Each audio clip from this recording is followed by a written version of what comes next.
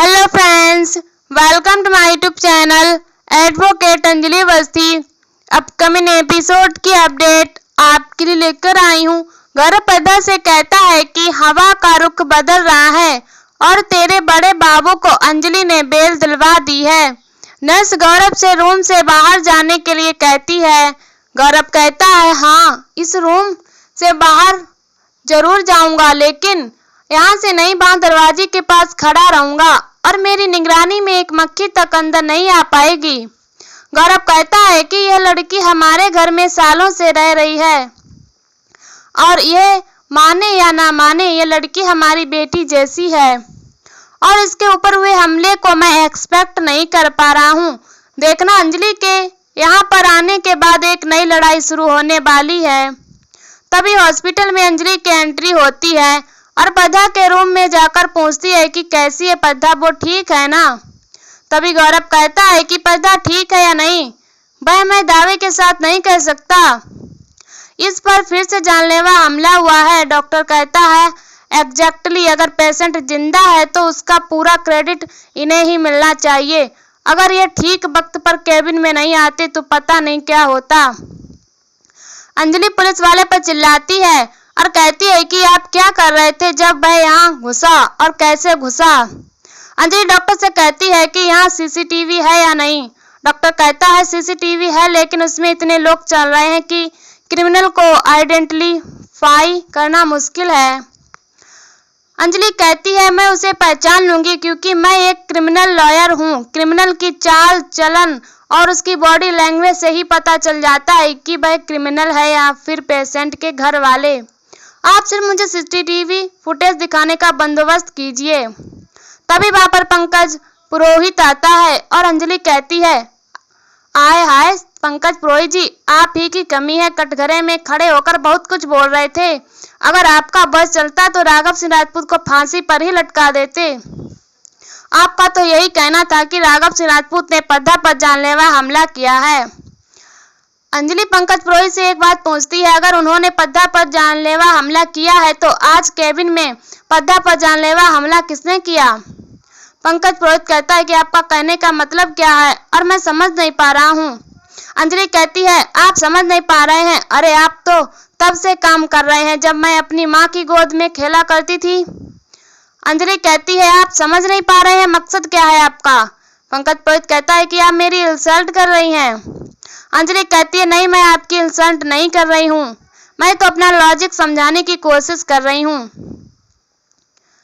अंजलि पंकज पुरोहित से कहती है कि आपका आर्ग्यूमेंट क्या है और आपका लॉजिक क्या है?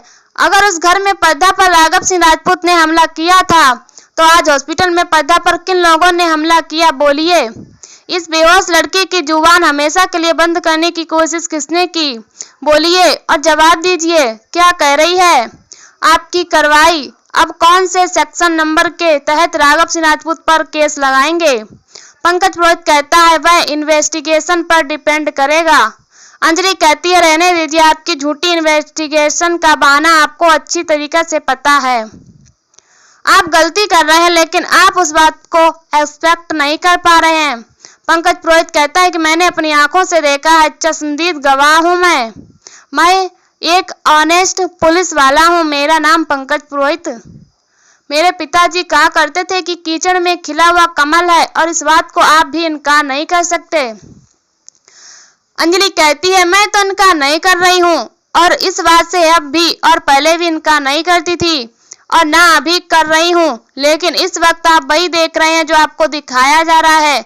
आपको गुमराह किया जा रहा है और आप समझ नहीं पा रहे हैं। तभी गौरव कहता है, इस वक्त अपने दिमाग को ठंडा रखने की जरूरत है और तुम्हारे जैसे क्रिमिनल लॉयर की जरूरत है और पंकज पुरोहित जैसे जिद्दी और लड़ाकू ईमानदार पुलिस ऑफिसर की भी जरूरत है। गौरव कहता है कि मुझे लग रहा है कि तुम दोनों के बीच में कोई तो है जो मिसअंडरस्टैंडिंग क्रिएट करने की कोशिश कर रहा है, जिसके चलते दोनों के बीच टकरार हो जाए। पंकज पुरोहित कहता है कि मैं अपनी ड्यूटी कर रहा हूँ, किसी क्रिमिनल लॉयर की चापलूसी नहीं कर रहा हूँ। अंजलि कहती है, आप ये क्या कह रहे हैं सर? पंकज पुरोहित कहता है कि हाँ, मैं अपने तरीके से इन्वेस्टिगेशन जारी रखूंगा और आपको जो करना है करिए। और आपने मेरा अपमान किया है, मैं जिंदगी भर नहीं भूलूंगा। मैंने हर मुश्किल वक्त में आपका साथ दिया है और बदले में आपने मेरा अपमान किया।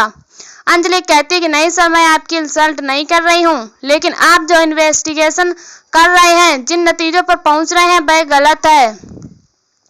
अंजलि कहती है मेरे समझ में नहीं आ रहा, आप ये क्यों नहीं मान रहे हैं। पंकज पुरोहित कहता है मैं सिर्फ इन्वेस्टिगेशन के नतीजों को मानता हूँ।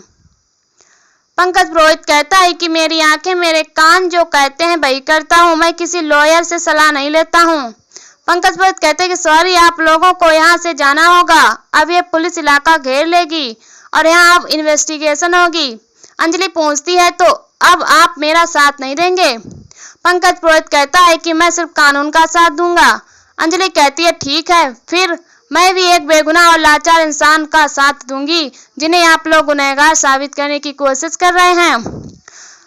पंकज पुरोहित कहता है भाई आपके ससुर जी हैं इसीलिए। गौरव कहता है इसने एक मेरा का साथ दिया है, डोमेस्टिक वायलेशन से मारी और घर के ससुर का साथ दिया है, इसने हर समय लाचार महिलाओं का साथ दिया है, तो प्लीज आप अंजलि की इंसल्ट मत करिए। अंजलि कहती है आप अपना काम करिए, मैं अपना काम करती हूँ और मैं आपको चैलेंज कर रही हूँ, ये केस आप हार जाएंगे। पंकज पुरोहित कहता है कि अगर आप मुझसे जीत जाती हैं तो मैं ये समझ जाऊंगा कि क्रिमिनल लॉयर मुझसे कई ज्यादा अक्लमंद, मुझसे कई ज्यादा जिद्दी और मुझसे कई ज्यादा तेज और मुझसे कई ज्यादा लॉजिकल है। अंजलि कहती है ठीक है, फिर भाई ठीक हो जाएगा। गौरव अंजलि से कहता है कि बाहर बहुत भीड़ है और मुझे लगता है कि वह लोग पर्दा के लिए मोर्चा निकालेंगे। उस पर जानलेवा हमला हुआ है, उस पर डोमेस्टिक वायलेशन हुआ है और उसे अगवा भी किया गया है। इन सब चीजों से परेशान होकर लोग मोर्चा निकाल रहे हैं। गौरव राघव सिंह राजपूत के बारे में पूछता है। अंजलि कहती है बाहर गाड़ी में बैठे हैं। गौरव कहता है कि नहीं, उन्हें यहाँ से जल्द से निकालना होगा। अगर लोगों ने उन्हें देख लिया और लोग भड़के हुए हैं तो उन पर मुसीबत आ सकती है। और पंकज पुरोहित के पास जो पुलिस ऑफिसर है वह भैया को प्रोटेक्शन नहीं दे पाएंगे। गौरव अंजलि वहां से चले जाते हैं। तभी पंकज पुरोहित डॉक्टर से पूछता है कि आपको तो पता होगा कि एग्जैक्टली यहाँ पर हुआ क्या है। डॉक्टर कहता है कि मैं तो दूसरे कमरे में ड्यूटी कर रहा था, चिल्लाने की आवाज सुनी तो मैं यहाँ आया। पंकज डॉक्टर से कहता है कोई गवाह है। डॉक्टर कहता है कि वही जो अभी आया यहाँ पर खड़े थे, अंजलि के चाचा। पंकज पुरोहित डॉक्टर से सीसीटीवी फुटेज देने के लिए कहता है, मगर डॉक्टर कहता है कि वह तो सीसीटीवी फुटेज वकील मांग रही थी। पंकज कहता है नहीं, आप फुटेज उन्हें नहीं दे सकते हैं, वह फोटो आप मुझे देंगे, नहीं तो मैं आपका केबिन सीज कर दूंगा। और वैसे भी आपको कानून की सहायता करना एक देश के नागरिक की जिम्मेदारी है। तो वहीं दूसरी तरफ राजपूत खानदान की सारी औरतें माता रानी के सामने हाथ जोड़कर प्रार्थना करती हैं। महक कहती है कि आज फादर्स डे है, प्लीज माता रानी मेरे पापा को घर भेज दीजिए। वहीं निवेदिता भी कहती है कि माता रानी बड़े भैया को घर भेज दीजिए। वहीं वैभव आता है और पूछता है कि अभय और अमन नहीं आए और अंजलि भी नहीं आए, क्या ईशानी कहती है तो फिर क्या बड़े पापा को बेल नहीं मिली। सानिया कहती है कि तू कैसी बात कर रही है, बड़े पापा का केस अंजलि भाभी लड़ रही हैं और वह हर चीज को नामुमकिन को मुमकिन कर सकती हैं और वह किसी भी हाल में बेल लेकर ही आएंगी। वहीं वहां पर अंजलि और अमन की एंट्री होती है। राजपूत खानदान की सारी औरतें अंजलि के पास आती हैं और पूछती हैं कि बड़े भैया कहाँ हैं। आने वाले एपिसोड में दिखाया जाएगा कि अंजलि रूपा रानी से कहती है कि जब तक आपकी जुबान बंद रहेगी तब तक ये दरवाजा बंद रहेगा। अंजलि रूपा रानी का वीडियो बना रही होती है और रूपा रानी कहती है कि आप इस तरह से जबरदस्ती नहीं कर सकती हैं और मेरे भी जान पहचान वाले लोग बहुत हैं। थोड़ी देर पहले मैंने चंदवान को फोन किया है, तो आप मेरे साथ ऐसा नहीं कर सकती। अंजलि कहती है कि तो आपका संपर्क चंदवान ठाकुर के साथ है और इस बात का सबूत इस मोबाइल फोन में है। तो वहीं दूसरी तरफ हॉस्पिटल में पहुंच चुका है पर्दा को मारने के लिए डॉक्टर का भेष बनाकर और वह चंदवान को फोन करता है और कहता है कि 15 मिनट में आपको खुशखबरी मिल जाएगी, पर्दा इस दुनिया से खत्म हो जाएगी। यह सुनकर चंदवान बहुत खुश होता है और सोचता है कि अब राघव सिंह राजपूत तुम्हारी बारी है और यहीं पर एपिसोड खत्म हो जाता है। ऐसी वीडियो देखने के लिए हमारे चैनल को सब्सक्राइब करें एंड वीडियो को लाइक करें और हमें कमेंट में बताओ वीडियो कैसी लगी। तब तक के लिए बाय बाय।